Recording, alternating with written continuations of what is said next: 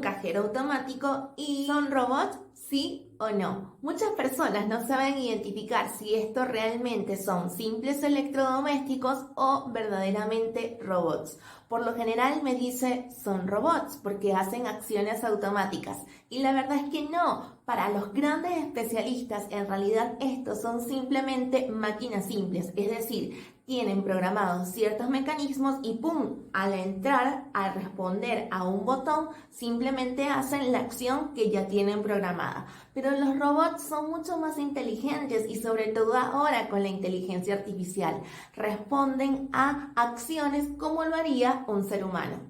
Y si quieres mantenerte actualizado en el mundo de la tecnología con contenido para ti y los más pequeños de la casa, suscríbete a nuestra newsletter diaria en el primer comentario.